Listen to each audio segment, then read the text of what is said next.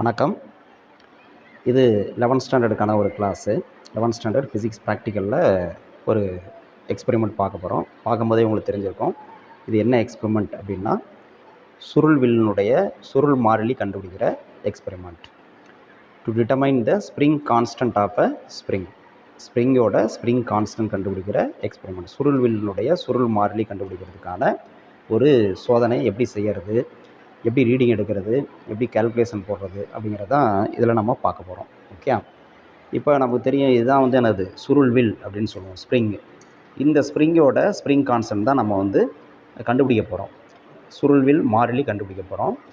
இதுக்கு நமக்கு என்ன ஃபார்முலா அப்படிங்கிறது பார்ப்போம். என்ன ஃபார்முலா இதுக்கு நமக்கு தெரியும். இதுக்கான ஃபார்முலா என்னது, இதுதான் இல்லையா, k = 4π² × m2 - m1 / t2² - t1². இதுதான் நமக்கு தேவையான ஃபார்முலா. இதில் 4π² மாறிலி, m2 m1 இதெல்லாம் நம்ம எக்ஸ்பெரிமெண்ட்லேருந்து கிடைக்கக்கூடிய வேல்யூ, t2² - t1². சரியா? ஸோ இந்த பார்ட்டு தான் இப்போ நம்ம எக்ஸ்பெரிமெண்ட்லேருந்து கண்டுபிடிக்க போகிறோம். இந்த ஃபார்முலாவில் m2 - m1 / t2² - t1²ங்கிற ஃபார்முலா தான் நம்ம எக்ஸ்பெரிமெண்ட்லேருந்து கண்டுபிடிக்க போகிறோம். அது எப்படி கண்டுபிடிக்க போகிறோம் அப்படின்னு பார்ப்போம். இப்போ இதுக்கான டேபிளர் காலம் இதுதான், நமக்கு தேவையான டேபிளர் காலம் இதுதான். இந்த டேபிள் காலத்தை பார்த்திங்கன்னா ஃபஸ்ட்டு சீரியல் நம்பர், வரிசை எண், அடுத்து மாஸ் m, நிறை கிலோகிராமில் எடுத்துக்கிட்டேன்.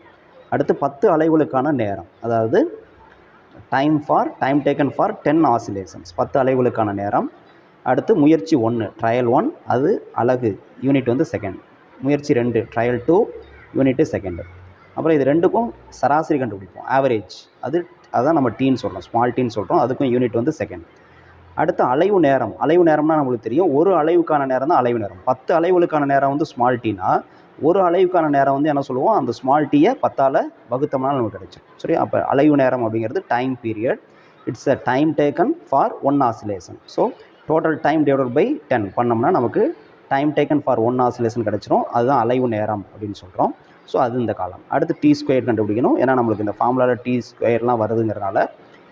அதுக்கப்புறம் அடுத்த டேபிள் காலம், இந்த டேபிள் காலம் ஃபில் பண்ணோம்னா தான் நமக்கு அடுத்த டேபிள் காலத்துக்கு போக முடியும். ஓகே, இப்போ ஃபஸ்ட்டு இந்த ரீடிங்ஸ் எப்படி எடுக்கிறது அப்படின்னு பார்த்துருவோம். என்னது, ஃபஸ்ட்டு நிறை நான் என்ன வச்சுருக்கேன் பாருங்கள், 0.150 கிலோகிராமில் இருக்குது. இப்போ நமக்கு இந்த மாஸ் பார்த்திங்கன்னா இதில் இருக்கிறது ஒவ்வொரு ஸ்லாட்டும், இது ஒவ்வொன்றும் என்னென்னா, இது ஒரு 50, அடுத்து ஒரு 50, அடுத்து ஒரு 50, டோட்டலாக 150 கிராம் இருக்குது இதில். சரியா?